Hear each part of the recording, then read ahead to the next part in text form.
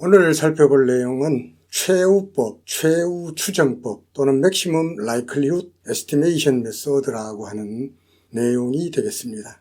최우추정법의 개념과 그 원리, 그리고 이러한 최우법 추정을 다중회귀 모형에 적용했을 경우, 또 로지스틱 회귀 모형에 적용했을 경우, 그리고 포화송 회귀 모형에 적용했을 경우의 사례를 살펴봅니다. 그리고 최우추정법의 기초가 되는 로그 우도 함수를 최소화하는 방법과 나중에 여러분들이 배우게 될 머신러닝 알고리즘과의 관계에 대해서도 살펴보고자 합니다. 먼저 최우추정법의 기본 아이디어는 주어진 표본 데이터가 특정 확률 분포에서 나왔을 가능성을 가장 크게 만드는 모수값을 찾는 과정이다, 이렇게 이해를 하면 되겠습니다.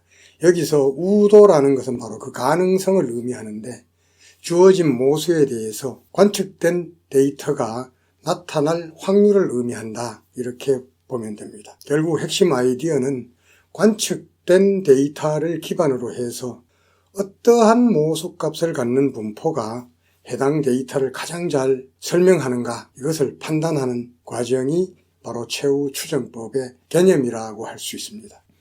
그러면 우도함수라는 것이 무엇인가 하는 것을 살펴봅니다. 우도함수는 주어진 모수 세타에 대한 표본 데이터의 결합 확률 밀도 함수 또는 확률 질량 함수를 말한다, 이렇게 볼 수 있습니다. 표본들이 서로 독립적으로 추출되었다고 하면은 우도함수는 각 표본의 우도의 곱이다, 이렇게 보시면 됩니다. 표본들이 서로 독립적으로 추출되었다고 가정을 하게 되면은 바로 우도함수라는 것은 각 표본의 확률의 곱이다, 이렇게 보면 되겠습니다. 우도함수 L은 X1이 나타날 표본의 확률, X2가 나타날 표본의 확률, 이것들을 모든 표본들에 대해서 곱해준 이 값이 바로 우도함수가 되겠습니다.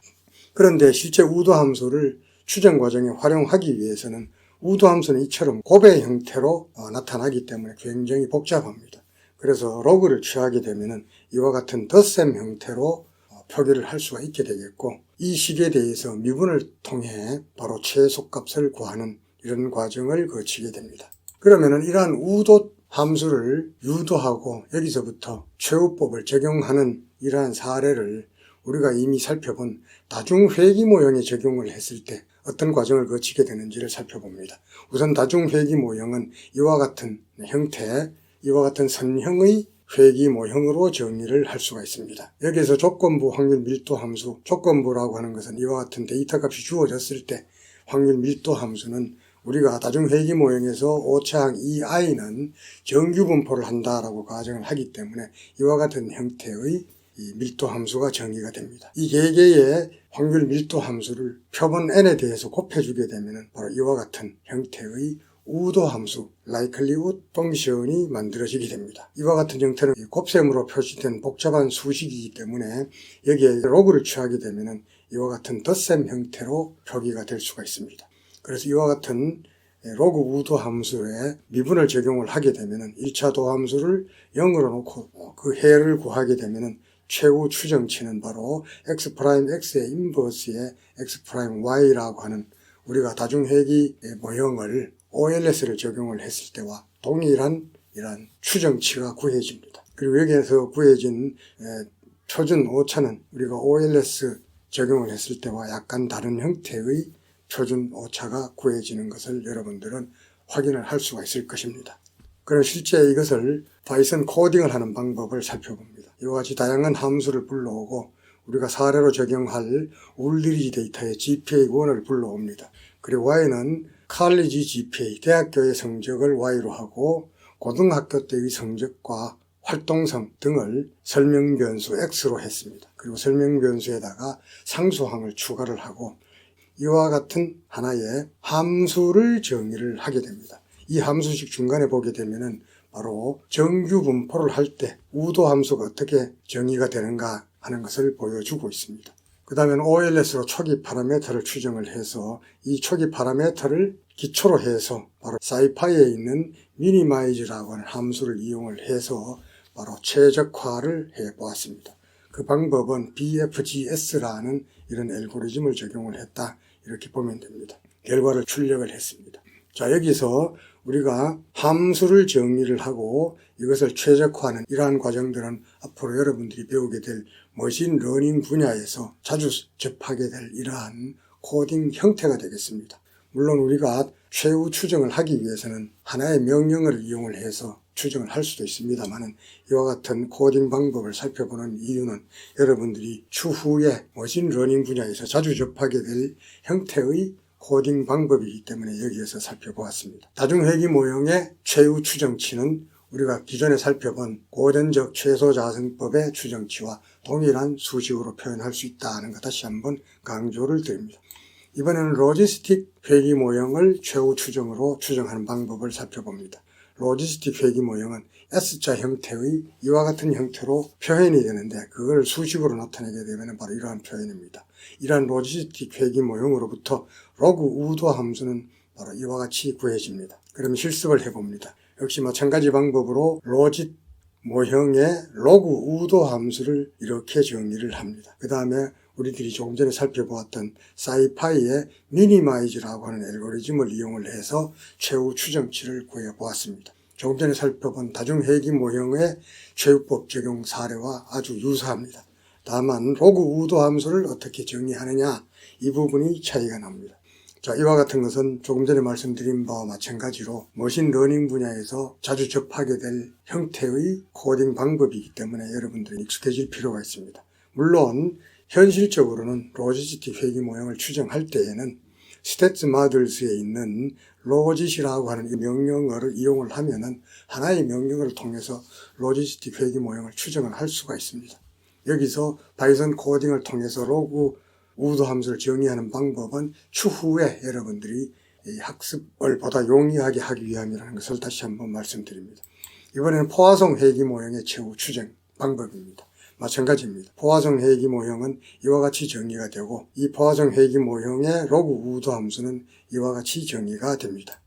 이것을 파이썬 코딩으로 하게 되면은 역시 함수를 이렇게 정의를 하고 포화성 모형의 로그 우도 함수를 이렇게 정의를 한 다음에 역시 마찬가지로 미니마이즈라는 알고리즘을 이용을 해서 바로 포화성 모형을 추정을 했습니다. 여기에서도 마찬가지로 스태츠 모델스라는 라이브러리에 glm이라고 하는 것을 사용을 하게 되면은 하나의 명령어를 이용을 해서 포화성 회귀 모형을 추정을 할 수가 있습니다. 이와 같은 코딩 연습하는 것은 추후에 여러분들이 학습을 보다 용이하기 위한 기초 실습이다 이렇게 보시면 되겠습니다. 지금까지 여러분들은 최후법을 적용을 하는데 로그 우도 함수를 최소화하는 방법을 살펴보았습니다. 이것은 추후에 살펴볼 머신러닝 알고리즘에서 다루게 될 내용과 아주 비슷한 그런 개념을 가지고 있습니다. 로그 우도 함수를 최소화하는 과정은 머신러닝 알고리즘의 그 학습 과정과 본질적으로 동일한 원리를 적용을 하고 있다. 우리는 계량 경제학에서는 모형을 추정한다 이런 용어를 사용을 합니다. 하지만 머신러닝 분야에 가게 되면 추정보다는 학습한다, 트레이닝한다 라는 이런 용어를 더 많이 사용하게 됩니다. 최후법과 머신러닝을 미리 한번 살펴보게 되면 최후법에서는 로그 우도 함수를 최대화하는 방법, 머신러닝에서는 손실 함수를 최소화한다. 최후법에서는 로그 우도 함수의 마이너스 값을 취해서 음의 로그 우도 함수를 최소화하는 이런 절차를 거친다. 그 다음에 머신러닝에서는 회귀 분석에서는 평균 제곱 오차, 그리고 이원 선택 모형에서는 교차 엔트로피라고 하는 이런 손실 함수를 최소화하는 이런 과정을 거치게 됩니다. 최후법에서는 BFGS라는 이런 최적화 방법을 사용을 합니다. 머신러닝 분야에 있어서는 그레디언트 디센트 메서드라고 해서 경사하강법에 기반을 둔 최적화 알고리즘이 사용이 됩니다. 이것을 옵티마이저라고 합니다. 대표적으로 아담이라든지 스타캐스틱 그레디언트 디센트라는 이런 방법들이 사용이 됩니다. 최후법을 적용을 해서는 최적화된 모수값 추정치를 구하는 과정이고 머신러닝을 통해서는 최적의 가중치와 바이어스를 추정하는 과정이다. 미리 말씀드리면은 머신러닝에 있어서의 최적의 가중치라고 하는 것은 회귀 분석에 있어서 파라미터와 동일한 의미입니다. 편향, 바이어스라고 하는 것은 회귀 모형에 있어서 절편항을 나타냅니다. 계량 경제학에서 상수항은 큰 의미가 없을 수도 있습니다만은 머신러닝 분야에 있어서는 이 상수항은 아주 중요한 역할을 하게 됩니다. 추후에 여러분들이 자주 살펴보게 될 내용입니다. 지금까지 여러분들은 최후법에 대한 기본적인 개념과 이것을 다중회계모형, 로지스틱 회계모형, 포화송 회계모형에 적용하는 방법에 대해서 살펴보았습니다. 다시 한번 말씀을 드립니다. 여러분들이 이미 살펴본 고전적 최소자생법이 최량 선형 불편 추정치, 분류가 되기 위한 여러 가지 조건 가운데 오차항이 평균이 제로이고 오차항의 분산이 동분산이어야 된다라는 이런 가정들을 전제하고 있다는 것을 살펴보았습니다. 하지만 OLS를 적용을 하는 데 있어서 기본 가정 가운데 오차항이 정규 분포를 해야 된다라는 가정은 포함되지 않습니다. 그러면 회계분석에서 오차항의 정규 분포는 무엇을 하는 데 쓰이느냐? 추정 과정에 사용되는 것이 아니고 추정된 파라미터의 유의성 검증을 하는 데 필요한 가정이 되겠습니다. 하지만 최후법에서는 오차항이 정규 분포를 한다라는 가정하에 로그 우도 함수를 최적화해서 구한 값이 되겠습니다. 그 값을 구하는 추정량은 고전적 최소자생 추정량과 동일하다는 것을 여러분들이 이미 살펴보았습니다. 그러면은 최후법에서는 오차항이 정규 분포만 한다는 가정에 기반을 하고 모형을 추정을 했는데 고전적 최소자생법이 전제하고 있는 다양한 가정들, 이 가정들을 충족을 하지 않으면 어떻게 되겠느냐, 충족하지 않아도 되지 않느냐, 이런 의문을 가질 수가 있습니다만 전혀 그렇지가 않습니다. 우리가 고전적 최소자생법을 적용할 때와 마찬가지로 다양한 그런 기본 가정들을 미리 검토할 필요가 있습니다. 그러면 여러분들이 의문나는 사항은 AI에게 물어보는 이런 또 기회를 가져볼 수 있습니다. 오차항 정규성 기반의 최후 추정량은 OLS 추정량과 동일한데 그러면 OLS 추정치가 분류가 되기 위해서 갖추어야 될 여러 가지 조건이 불필요하다는 의미이냐, 이런 것도 물어볼 수 있습니다. 다중회계 모형의 추정에 최후법을 자주 사용하지 않는 이유는 무엇인가?